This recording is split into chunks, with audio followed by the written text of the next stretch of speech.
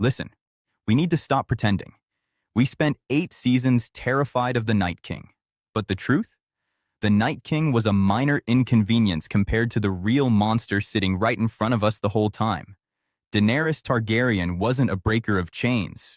She was a ticking nuclear time bomb with a savior complex that makes Joffrey look like a toddler. Honestly, Westeros would have been safer if the White Walkers had actually won.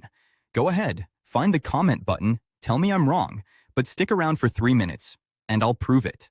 Point 1. The Night King was predictable. Dany was not. Let's look at the facts.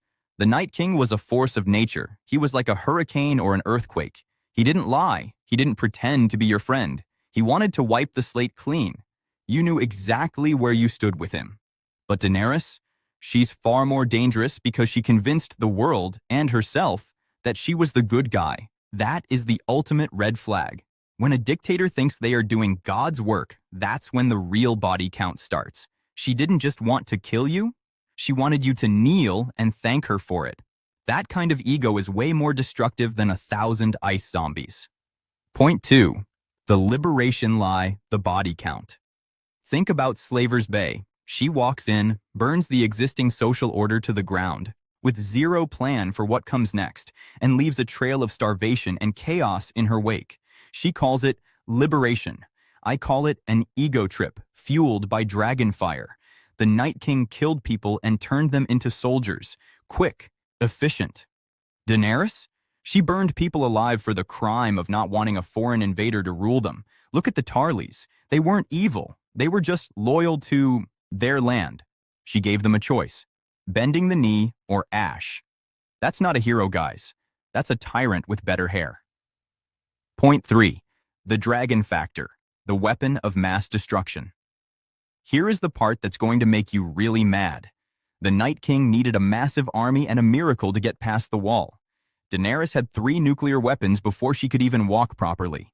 The scary thing isn't the dragon. It's the person holding the leash. Dany proved that her morals were paper thin. The second she didn't get the love she thought she deserved in King's Landing, she flipped the switch.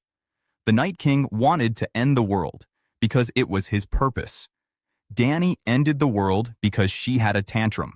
Tell me, which one is more terrifying? Point 4. The legacy of Ash. Even if the Night King won, the cycle of human suffering ends. But with Dany on the throne, the wheel she promised to break was just going to keep spinning, only this time it would be covered in Targaryen blood. She was never going to stop at King's Landing. She said it herself. She wanted to liberate the whole world. That's code for global conquest. She was a colonizer with a messiah complex. The Night King was a wall. Daenerys was a wildfire that would have never gone out until there was nothing left to burn.